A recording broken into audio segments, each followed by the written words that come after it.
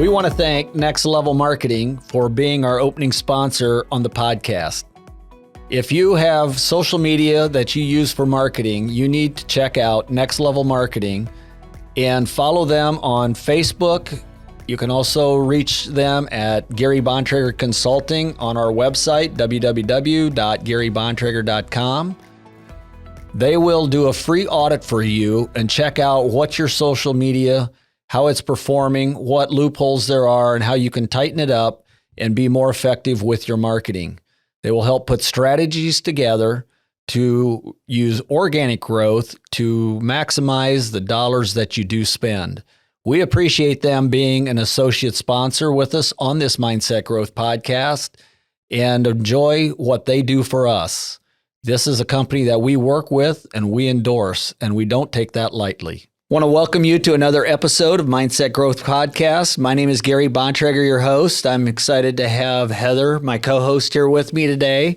And one thing that has me excited for our next guest is I've gotten to know him because we were on a nonprofit board for a number of years together, and how passionate he serves his community. And I also see the drive and the motivation and the work that he puts in to put on tremendously professional events. So I feel like when I do this interview today, we have to be on our A game because I know that's what he delivers. So without any more comments, we welcome Charlie Isaacs to the podcast. Thanks for being here, Charlie. Thank you, Gary and Heather. Appreciate being here. It's an honor. Yeah. I like this setup that we have today too. Yeah, it's going to enjoy this. So little interesting how I got to meet you. It was obviously through being on a board together, and we didn't really know each other before that. I learned some things about you real quick. You're a very passionate person, for one, for the causes you believe in, and also you work extremely hard. So just to give our listeners a little background about who you are, just tell us a little bit about yourself, maybe kind of how you grew up and what that was like. Okay. First of all, Charlie Isaacs, raised on Dane Road out in Johnson County here in Iowa City. So we grew up out there. My mom and dad, John and Pat Isaacs. My mom passed away about 18 years ago, just the other day. So that was hard growing up. Right. So my dad and stepmom, Donna, still live out on the family farm. And I have two brothers, Tom Isaacs and his wife, Lene. They live out on Dane Road as well as with us. And then my brother John lives out by the Oxford area. I hate not to include my wife, Ashley, and then also my daughter, Ella, which she's turning 18 and graduating here in a couple of weeks. So it's hard to believe. Whole new chapter with that happening. I just know you guys were always very involved. Your family history is basically county fairs. Yeah. And that's how you and I got connected. Yeah. Growing up, my grandfather was the manager and the treasurer for the Johnson County Fair Board for over 30 years. So he retired from the position like when he was like 92. So the fair always ran deep in our blood. So that's something how I got involved to meet with Gary, is that we were on the fair board together. Right. And I took over for him as president. We had a long run together. So yeah. Maybe we're getting a little ahead of ourselves by me asking this question, but were you involved in like FFA or? Yep, 4-H. Okay. So I was in 4-H from, I guess it'd be like 9 years. As soon as you're 10 years old to graduate in high school, always showing animals, cattle and sheep and pigs, and never really got involved in the inside stuff. But so now I've been able to carry that tradition over to my daughter Ella, and she shows sheep and kind of pretty much does the same thing, just the outside stuff, not the inside the building as much. So.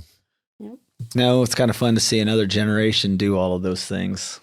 I'm always surprised by how much goes into it, how much work goes into showing animals, work and money, blood, sweat, tears, all of the above. It's very commendable. But can you tell us, do you have a morning routine? I sure do. So I'm on dog patrol. So every morning I'm up. The dogs have a routine. They get me up at 4:30. So I get up at 4:30 every morning. I let the dogs out.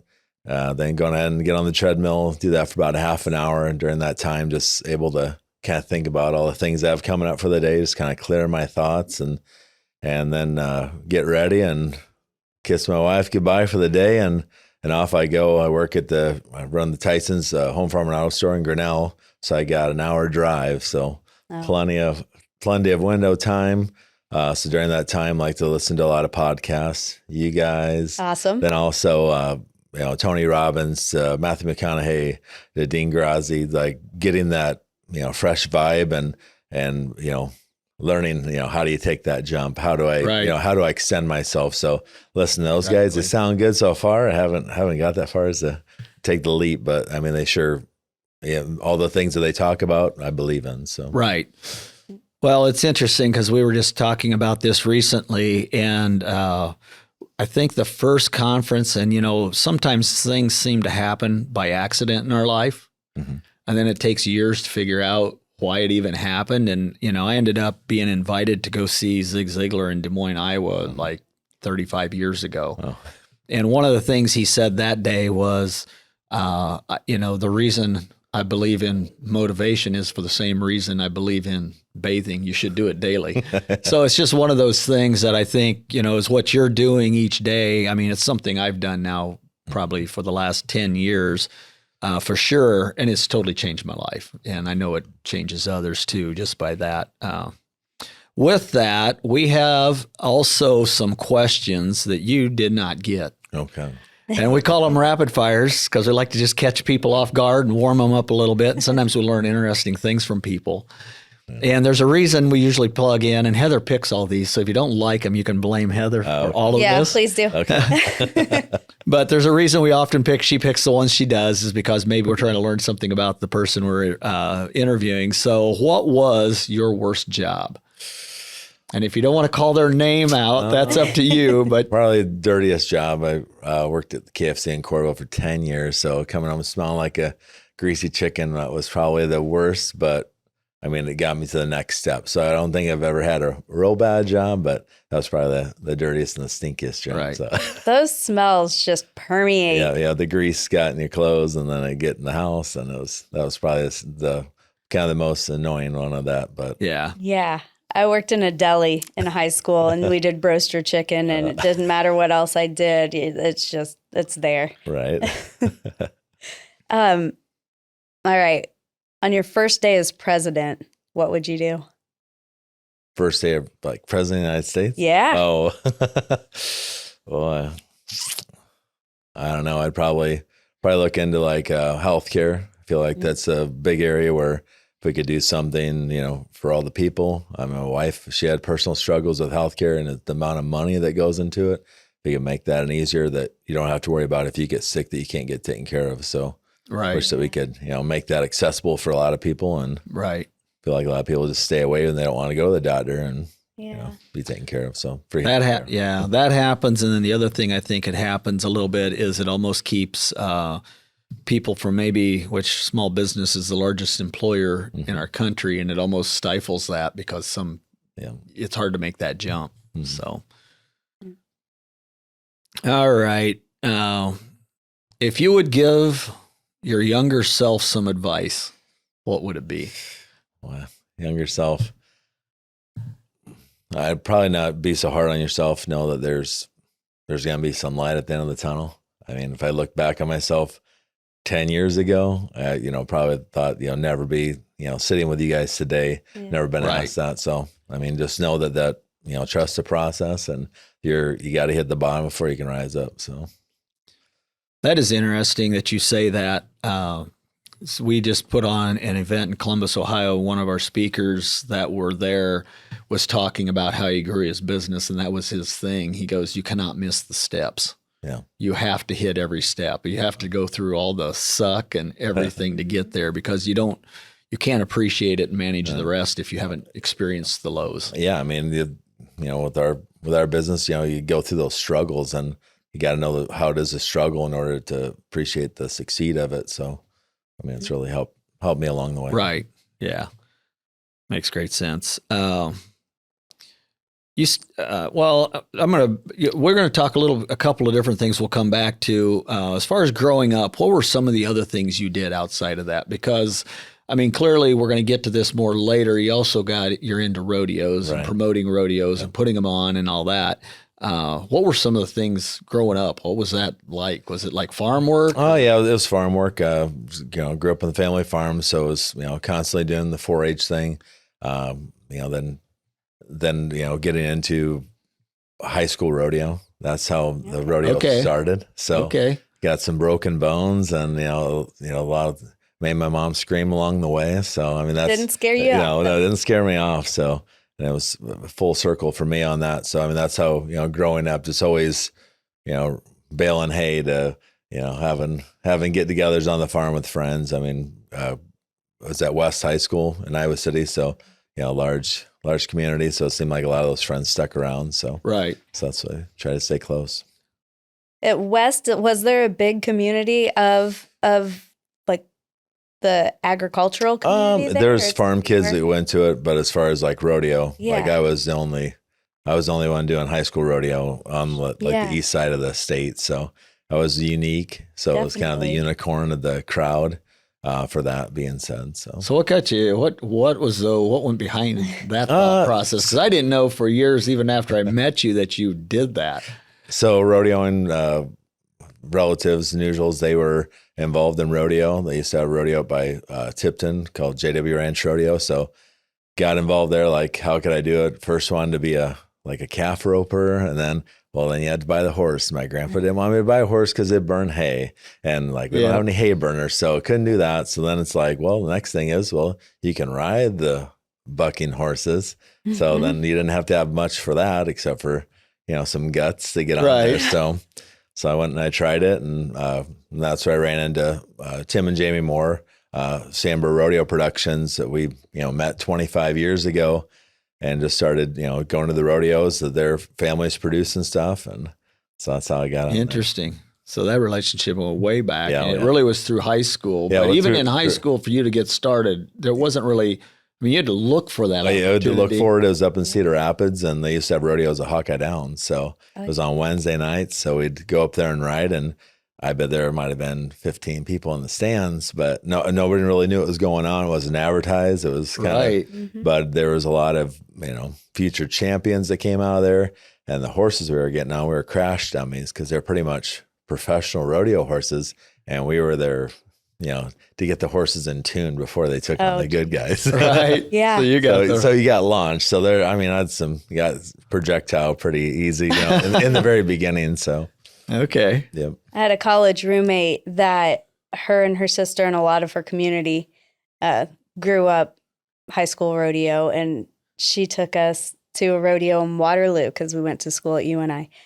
And for us college girls, seeing that for the first time was just like, oh my gosh. And then, a horse got hurt, and she's like, what? It's no big deal. It's just rough stock. And to us, we're like, oh my gosh, what are we doing here? But it's just a different environment, different culture, really. It was very cool, though. Yeah. And I was younger at the time. I was like 3 years behind them. So they were, took me under the wing. So my friends in school were, going watching movies, and we were, drinking beer and riding bucking horses. It was like, yeah, I'll go with you guys any day. It was, you felt pretty cool at the time. Right. They were taking you under the wing, and we were all doing the same thing, but they were older than me. At the time, I thought they were way older, but then come to find out, like, oh, you're only a few years older than me? Right. Yeah. Right. Just how growth you get the beer and I there. couldn't, Yeah. So switching gears a little bit, we know that you've had a lot of experience in management, and you mentioned starting out as in food management, and then now you've transitioned a little bit into the retail store. So what put you on the path to management? Management, from an early time, my grandfather Fremont has always said, your niche, he thought was, management. Like, how to get into a group, and how to manage them, and how to seek results. So he put me on that path to, management. So when I got the opportunity, started at KFC, did 10 years there. Then that projected me into Buffalo Wild Wings. I was there for 5 years, bar manager, front of house manager, did that. And then from that opportunity, got into going to Tyson's, which was, you had your corporate there, where Tyson's is corporate, but it's family owned. That was most accepting to it. Started in Corville as assistant manager, then been on in Grinnell for a little over 8 years now as store manager. So Wow. So interesting, though. I mean, one thing I learned real quick when I met you, and you've brought up Fremont, your grandfather, a couple times, is that he was quite the patriarch in the family. Yeah. And so it's interesting to even hear you say that. So he's really one who was influential in getting you into to make yourself a better person and develop yourself to. Right from the very beginning, showing that it was, showing that respect that you could go out and, hold those positions in the community. And then, seeing what he did on the fair board made me want to, hey, you need to go out there and serve your community the best you could. He is also a Mason.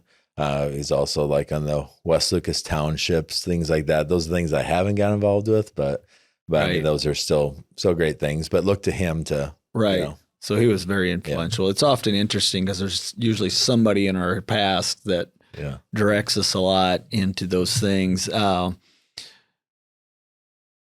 I know these days you're full-time. I mean, you're managing it's a farm and home store. For those that aren't familiar with the Midwest, we have a lot of Tyson stores. There's others, Farm Kings and other brands around other parts of the country. In that, I'm sure it's pretty detailed, but that's, as you got that position, I mean, was that quite a change for you to advance into that or to learn about that? It was, coming from like a Buffalo Wild Wings, they talked about disgruntled customers. That was kind of the first things we were faced. And like, man, the people get really upset. And I'm like, you ever been in a, bar closing and trying to throw out a drunk, Right. And they're standing, wanting to hit you with a chair. And they're like, no. I'm like, okay. I can handle the angry customer that his bag of feed is wrong. Right. I can deal with that. So it was the kind of the easier things that I was able to do is how do you handle those customers? Right. How do you satisfy them? And from an early start at Tyson's, it was you take care of that customer the first time. You don't want the bad review. End of the day, it's going to come back. We're going to have to fix it. So if we can fix it in store, then it makes everybody's life easier. So I was able to come in and handle those anytime we had any issues, I could, put out those fires. Yeah. So, and how many years have you done that now? 8 years as store manager. Okay. And, have you seen a lot of change in those 8 years or is that kind of, I mean, just, kind of, policy here, policy there, but the, general, we're about, it's more for you, more for your community. I mean, they've always stayed true to those values and, people come into Tyson's and, they love them for who they are and what they give back. So that hasn't changed. The management side of it, then you're just drove into that all the time. You don't get out on the floor a lot. Oh yeah. You're on the sales floor. You're dealing with your staff. You're constantly, seeing what we can move around. And I mean, sales are king. So you gotta keep moving the products to get them in the customer's eye to, what's going to move the best. So we kind of talked about how you got into rodeoing. Did you have time to pursue that passion while you were in management? So my rodeoing came to a screeching halt at the Sandburg Ranch and I broke my ulnar bone and then also, so broke that and had to go through a couple surgeries, bone grafts, stuff like that. So my riding came to an end in my early 20s. So then from there it went projectiled into now started doing the rodeos, started at the fair. Friday Night Main Event was my first intro to rodeo, and that was back with Sandburg Rodeo as well. So then came to a point where I ended up took the rodeo under my wing and my wife, Ashley. So we started the Friday Night Main Event, and then that projected into Wildhorse Productions, which who I am today. Right. And that teamed up with Tim Moore. He's my business partner with Sandburg Rodeo Productions. And we've just kind of just grown it from here. Right. How did you see the need for local rodeos, and how did you fulfill it? It was kind of a need and an opportunity. I mean, obviously being able to get to do this for me, it's not just, hey, it's not a get rich quick. It's definitely none of that because we found that out real quick that, just because you say we're going to put on a rodeo doesn't mean squat.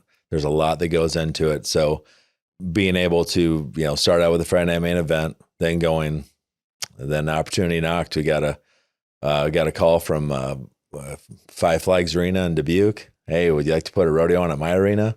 And that was a big breakthrough for us. We started there, and that was tough. And then now we've gone into Marengo community. We're going to be in Davenport. going to be in West Liberty, and then Tiffin. So 6 events, plus we're at the Extreme Arena in Corville. So last year we just had the Friday night main event. We had Dubuque and Marengo. So now we've gone to 6 within a year, and just opportunities there. And the communities, I think they love it creates that festival feel. Mm-hmm. We bring in food trucks. You have a beer tent. You have the rodeo. And with our rodeos, it's not smoke and lights and glitz and glam. We're going to let everyone in the arena, we're going to have a bunch of free t-shirts. You got to spread the brand of our sponsors. So it's a way for our sponsors to give back too. It's not just we're going to, take your dollars and not give you anything back. Hey, shoot them t-shirts out into the crowd. Going in, we do a boot race where they get a cup of candy. So those parents that might not be able to have much money in their pocket to just get the tickets to get them to the rodeo, we're going to give them that experience and, the memories, and plus might have something to walk away with, that didn't cost them an arm and a leg. So, and even on the backside of that, I mean, I know like your growth on how many events you're putting on is a lot, right? But I feel like the thing that is your biggest strength from the years that I've worked with you is your ability to do marketing and to raise money. Right. And get sponsors and things like that. Did you have somebody you followed? How did you just trial and error? What was the process to get into all of that? I was kind of trial and error when I first started the fair. That's kind of got thrown into it. Hey, here's sponsors, and no one was doing it. So it's like kind of went after those existing sponsors, and then it kind of went with that. I've had great success with the fair board items. And then since the fair, just getting into the rodeo ones, it's making those ties follow up.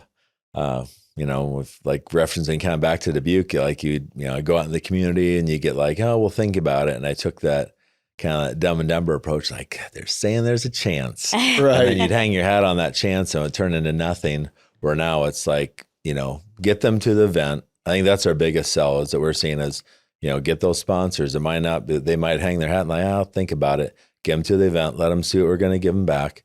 And as soon as we get them one time, they're hooked. They see what we follow up on what what we're laying out there, not just like, hey, we're going to do all these things and we give you nothing in return. Mm-hmm.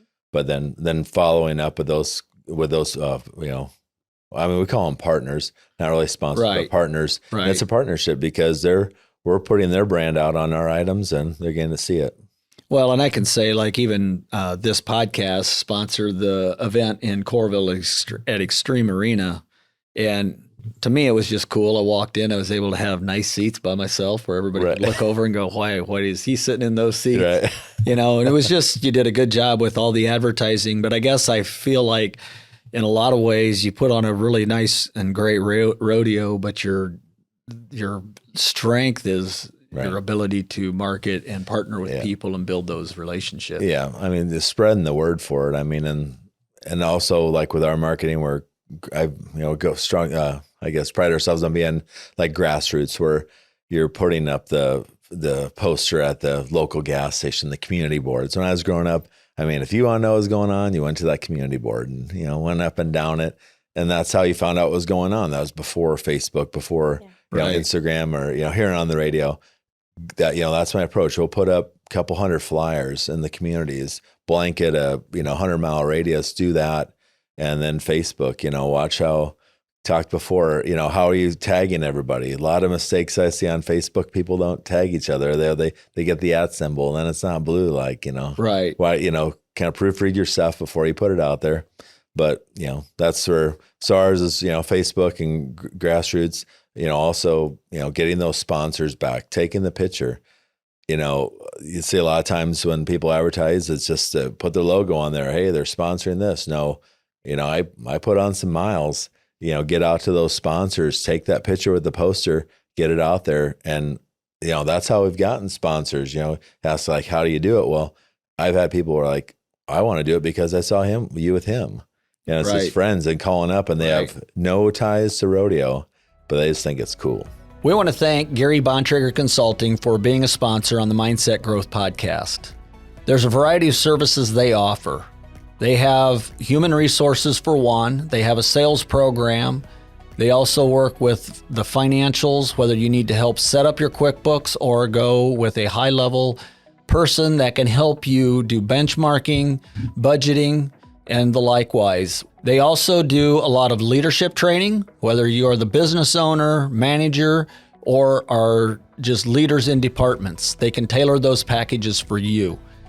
Reach out to them for a free consult, and they will see what your needs are and offer different opportunities for you to put in motion to take your business to the next level. They have been successful over the past few years in helping organizations not only grow, but grow as much as 200, 300, and 400% in a 12-month period. Certainly, they understand it takes a strong foundation, and there are years where there may be no growth leading up to this, as they put the right pieces in place. Reach out to them at www.garybontrager.com. You can reach out to them on Facebook, Instagram, LinkedIn, and Twitter and get the free advice that they offer, and that may be just what you need to set you on a different path to lead you forward and be successful in your business and your life. We appreciate them supporting us. Right. Yeah. Well, and another thing I know is your wife, Ashley is very involved as well and supports you tremendously, because I know the two of you travel around together a lot and do a lot of those things. And she's, how would I say, when I think of her, I think of somebody who, you can mess with a lot of people, but you're not going to mess with Charlie. And she's just very passionate and supports you a lot. And I just bring that up because there's a lot of people that listen to this, and I don't think that always there's enough said about everything that goes into any event, any show, anything you're doing. And I guess I'd like your opinion if that has changed what you've been able to do because of her support, and how has that changed? It has, because when we first started doing events, it was hands off, just kind of watch from the side. Now, she's getting involved, like she organizes all the bar help. She, as we're going into these events, we're doing the kids boot race. She's helped me organize those items, and we're being side by side. And that goes long ways, because not all the time people get their spousal support when they're going to the events, and instead of standing there with the group, your wife, your husband should be standing there beside you. So, having her support has been great, and being able to have my daughter Ella in there as well. Right. And, now it's grown into the rest of the family. Like, hey, how can we get involved? This is pretty neat. So that's really, really helped me over the years make it into a better situation. Well, and I can't imagine, you already have a full-time job. Right. I know how much time and effort goes into putting on one event, let alone 6, and you have so many different events within your event. Yeah. Yeah. So, going into it, that's what's really helped keep it relevant is having them spread out throughout the year. So our last rodeo this past year was in July. Mm-hmm. So we knew the Extreme was coming in January. Well, just start setting it up. So by the time that rodeo rolled around, we were just waiting for the day to come. All the sponsors all the needs were met. So just staying ahead of it. And it seems like, I have every Thursday off. So Thursdays are my best day. And it just seems like we make hay every Thursday, and, getting out into the communities, following up on the phone calls, lunch breaks. It's, checking the emails, shooting those off. And it seems about once a week getting a few back. And so then it's, right now we already have Marengo set up, Tiffin Friday Night Main Event. Most of those sponsors are already set. So now we just have to get to the Davenport and West Liberty to get those events set. So it's just working ahead. I think that's what I learned the most is don't sit on your hands and expect it all it's going to happen all poof. It ain't no magic about it. Like, you have to work ahead to be successful with it. I would throw this in there too, and this is for anybody that's listening that does sales, owns a business. You had made a comment earlier about how if a sponsor didn't say a hard no, you would try to figure out a way to come back and visit again. And I just know when I got into sales, if I could tell that they kind of figured out a way to get me out the door, I'd always give them a parting shot with, is it okay if I check back in 6 month or 12 month? Right. And they're going, yeah, sure. Because they can know that 99% of the people are not coming back. Right. They're just kind of going out that day and they're not coming back. And when I'd walk back in and say, hey, you know, a year ago I stopped in to visit and you said I could stop, or I should stop back. I might have played the words a bit, but you know, it was like, they're like, you got to be kidding me.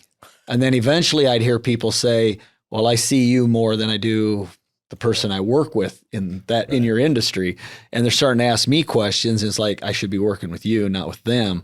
And I think I just want people to know, when you're talking about grassroots, it comes back to, I don't care anyone who's in sales, you just can't cut the corners. Like it takes all those little touches. Right. And when you call and want me to advertise, it's a lot easier for me to say yes, because I know exactly what's going to happen. Right. Yeah. I mean, how many, you know, just working in the retail business, how many people are out there trying to do the same thing, or it could even be a school and they're putting everything in the mail.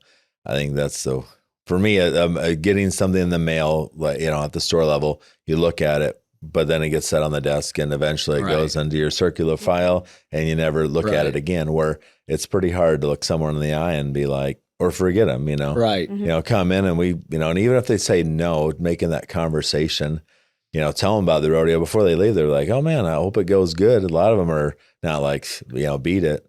But the only time, you know, it's going to go bad, like, I better check it over with the wife. I heard that small town lingo for like, yeah, it's not going to happen. Yeah. Well, it's the way to say no. But but a lot of that grassroots, just really working it, people still appreciate that. Yeah. And it makes a tremendous amount of difference. I guess from what's some of the biggest, when you look back at your first one, what is like, and I wouldn't say it was a mistake, but what were one or two of the biggest things you learned that you are to where you're at today? Like, you know, dating back to, you know, going to a new community, went to Dubuque, you know, thought it was going to be turnkey. Thought, man, we go to a big arena, the sponsors are going to fly and everything's going to stick to the wall and it's all going to be gravy, and it wasn't.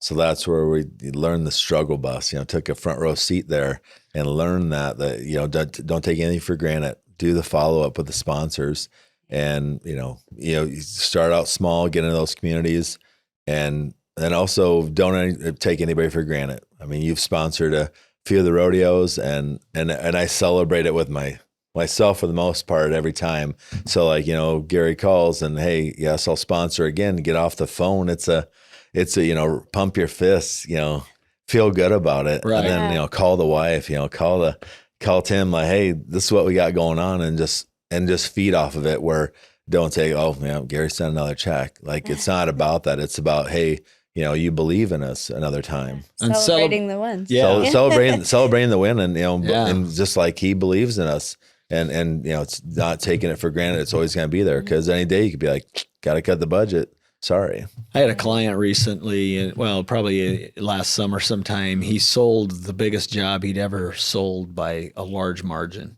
Mm-hmm. And he called me just to share it with me. And his reason, and then we visited, and I congratulated him, you know, we, you know, had a great time talking about it. And I go, I have one question for you before we hang up. And he's like, what's that? And I go, why'd you call me? And he goes, because I knew you'd be excited and you'd celebrate with me. Right. I go, but at that point he had a business partner, and he's like, they're just really low key and nobody gets excited. I said, but you're the owner of the company too. Right. You know, and of course I said, that's a cultural thing, and he's worked hard at changing that, but you're exactly right. You've got to celebrate victories. Yeah. Yeah. So, I mean, you celebrate those victories now, and, you know, go, you know, fast forward 10 years, that could be, you know, just that, you know, that could be your path to how you got there. And right. And those could be, you know, multiplied times 10. So, right. You know, it's pretty amazing how relationships, and you talked about that when you do marketing, that you're not just selling sponsors, you're actually establishing relationships and partnerships. And it's huge how that can develop down the road. It's just, you know, I look back over that over the years, you know, and I even look at that with the time that you volunteered, how many connections that makes. I know how many it's made for myself. So that is huge as well. But so you're working the marketing, you're working the organizing, making people sure people show up. What has been the biggest challenge in all of it, and how do you overcome that? Biggest challenge, I mean, it's just still, getting the word out, obviously, sponsors to getting the word out, making sure what more we can do every time. It's not, hey, we got this cookie cutter event, we're going to do the same thing. And, we don't want people coming back year to year and going, man, I saw that same show last year or last, and especially it's going to be a little challenging going into all these cities. How do you make it different? So every time we come back, hey, can we put more lipstick on it? What can we add to it? Making that show worth their dollar, and make people feel good. I mean, that's the biggest challenge is, have them make memories so they come back every time. And we're creating fans more than just spectators or for something to do. Like, it might sound odd, but I unfortunately went to my cousin's funeral in Marengo last night, and the first person that walked up goes, I haven't seen you since the rodeo last year. And I'm like, we're coming back in June. He goes, well, all right, I'll be there. Oddest thing. And Ashley goes, who was that? I'm like, I don't know. So even in a funeral home, we were creating fans. So it's very awkward. It was weird, but it was, it's cool in the aspect too. Like, it affects these people and it gives those townspeople something to look forward to. It's a big deal out there. There's not much that goes on. So they know that, hey, we're coming back. And I heard that sorry to go off subject, but on KOC last year, they said like, Thankful Mondays, and a customer called in and said, they're bringing back the rodeo next year. That's the best news we could have heard. And like hearing that on the radio, it's like. And that was unsolicited. Yeah. Yes, unsolicited. Public, that nobody we knew just called in and they sent a, email or text and said, hey, they're bringing back the rodeo in Marengo next year. That's great. Like, that we believed in their community. Right. So, well, I will say the one event at the last one I was at, the Extreme Arena. Yeah. When you take those kids and have them take their shoes off and then make them run through the arena to find their shoes, as a parent, I'm sitting there going, now it's really cool to watch, but I don't have little kids anymore. They're taking a lot of sand and dirt back in their home in their cars. That was crazy. So, I mean, we call that the boot race. Right. So Boot Barn has sponsored the boot race for us at numerous rodeos, and they give out the, trinkets and, the cups, and then we fill candy in there. And going out to Marengo this year, we have Compass Memorial, the hospital, is sponsoring that because they love to give back to the community and the kids and stuff. So, I mean, that's created its own little event within the rodeo. So. And it's interesting because I then even hear parents are like, no, we're going to show, we're coming because, little 8-year-old Johnny is going to do mutton busting or things like that. So you really create interaction and, kids will obviously bring parents. Yeah. And that's what makes our events go, because it's not a professional rodeo. It could be Tom down the street that's going to ride, and he's going to bring how many people to come see him. Mm-hmm. Tom might not be any good, but he's going to try, and everyone's going to get behind him. Right. And they're going to be there to slap him on the back when he gets done and be like, man, that was a hell of a try. So the other thing I'll say with rodeos too, it's like one of the most American patriotic things ever. It doesn't matter really where you go. I've been to some in South Dakota and Nebraska and other places, and it's just always amazing to me how patriotic they are. Yeah. It's in family oriented. You always see that at all those events. So it's kind of it's almost a throwback to 30, 40 years ago in a lot of the way those events happen, I guess. Before we even get to the next question, I guess I look at, when I think of Charlie Isaacs, I think of somebody who is a tremendous promoter. And I don't know if you've really ever considered it or not, but I think you could have a marketing company just raising money for even other companies and events and things. Mm-hmm. And to me, I guess you're pretty humble about just saying it's trial and error, but something drives that, I would think. I mean, it drives it for me that, giving back, putting on these events, giving back to the community, getting family involved, making memories for me. And just, I was watching it grow. I mean, there's no way I would have thought like, start with one and start out, kind of check the boxes a little bit, but now it's just blowing up to where it can drive it. And I mean, getting to know those, relationships with the sponsors, and yeah, I mean, I hope to someday burn the boat, and that, that's what you'll do is, be a part of, just raising, doing the fundraising like you talk. I mean, that's a goal. I mean, one of these days Tyson's going to be like, spent a little too much time on that. So. So if I would want to reach out to you and have you do fundraising and stuff for me, that might be a possibility at some point. Yeah, it might be a possibility. You're tremendously good at that. With that being said, where do you see this going in 10 years? I've had some time to think about that one. And where I'd see it is, in 10 years, I could see it, being at that, hopefully it might sound a little lofty, but like 30 events and burning the boat and doing it full time and just, going around. I mean, any market's possible. So it's just opened my eyes that, we can, as long as we put our heads together and keep that same mission in line and the vision of, hey, we're going to do this and make events grow and make every day better. I mean, possibilities are endless. So with that though, what drives you to do that? Because there's a lot of people that just want to put in a 40. And clearly any self-employed venture is not going to be a 40. But even a lot of times when you're even managing a store like you are, we're certainly not working 40 hours there. No, we work 50-hour weeks. So 50. And I mean, being able to hang your hat on it. I mean, at the end of the day, Wildhorse, that's me. That's my name. I learned that from, I got that name from as a kid and, being younger and, who would go on those broncs and, probably shouldn't have been on there. Just always out there taking that chance. And looking back, like, I've never been that person just like, I'm just going to sit under the shade tree. Always felt like there was something more to do, get out there. And with these rodeos, it's giving me that opportunity that, like you said, I'm good at the sponsorships and, good at organizing the events, getting the things in place. So I feel that's, a true passion. And I mean, the management's helped out with that because I feel I can put their aces in their places and make it roll. What's your favorite part of it? Part of it's seeing it all come together. I mean, from the, I guess take it back to Marengo last year.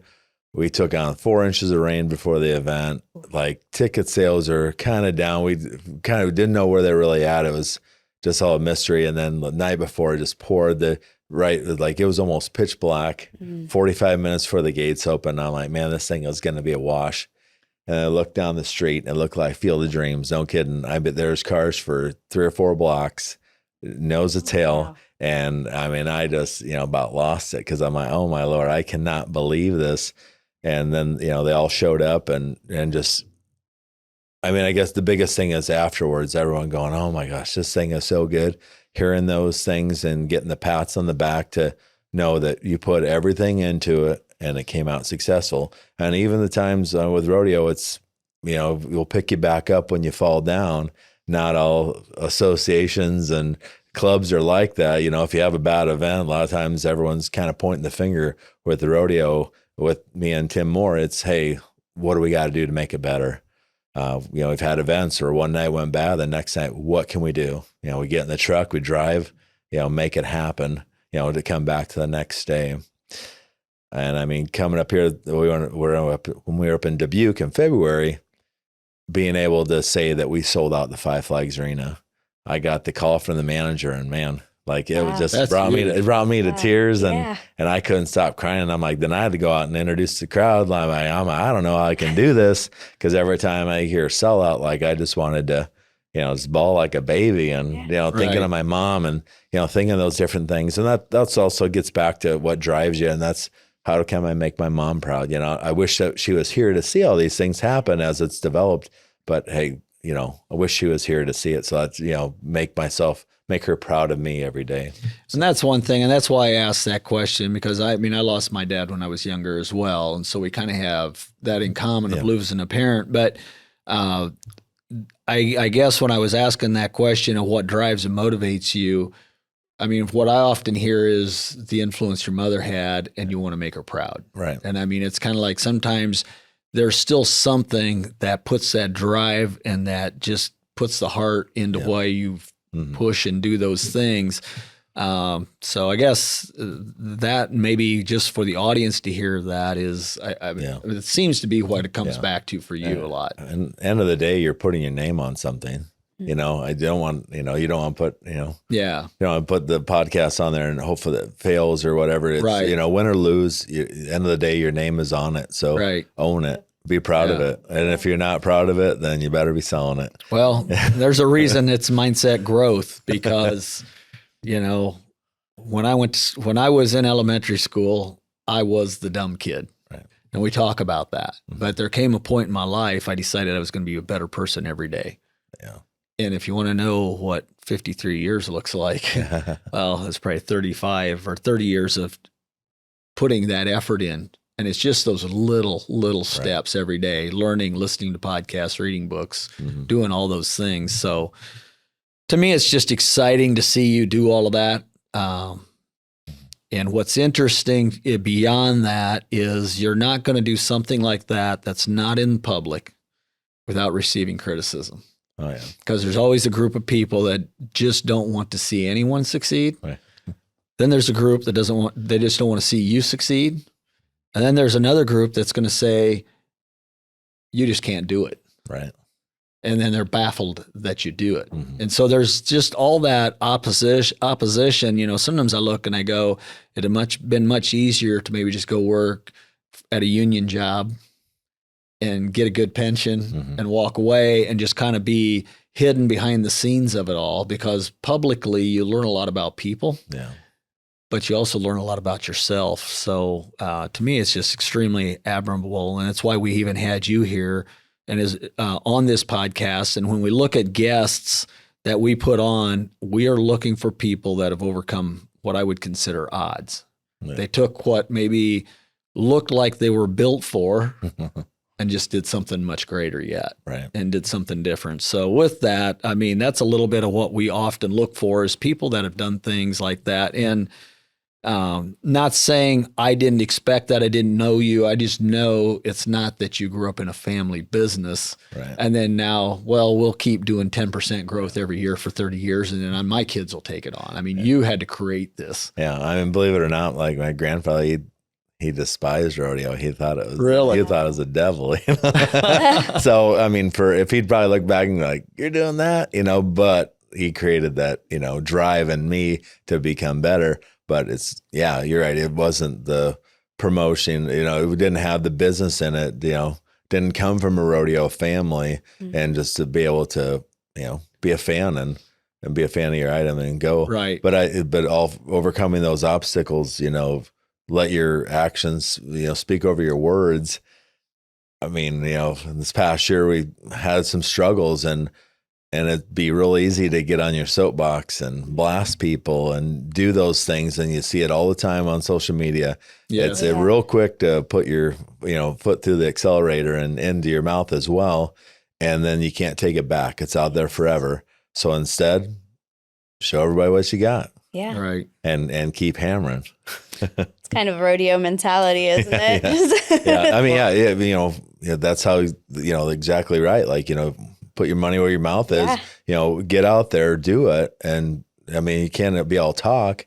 People have to see what you can do. And over time, then you're going to beat it into them. And a lot of times you hear, oh, rodeo this, rodeo that. Okay. Like, but one thing I do is just don't talk about it. I'm not, obviously get on here and we're talking about the situation, but not, I go around, oh, you know what I do? I mean, it's just, but just showing, hey, well, yeah, we're having another event and just kind of seeing those reactions, then walking away from the crowd, Right. Yeah. Well, the interesting thing is, we focus on this a lot, and I probably had to overcome as much anger and bitterness through some things I experienced as anybody, and yet I'm sure others went through harder times than me. But the fact remains, what I've learned in the more recent years is if I can just let go, maybe forgive people or just feel sympathy that they would even behave in that manner and do those things, then I can let it go. Right. Because all that does is hate will take people down.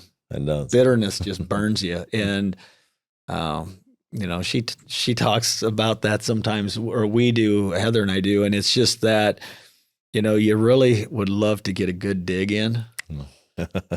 But what's it going to accomplish? Nothing. It doesn't get you anywhere. And if anything, it puts a feather in their hat that they got to you. Mm-hmm. They got to you, and then now you can just you're a silent assassin of it that you're able to just go out there and kill on your own, and they let them go. Yeah. Oh my, why? How are they doing that? Right. Yep.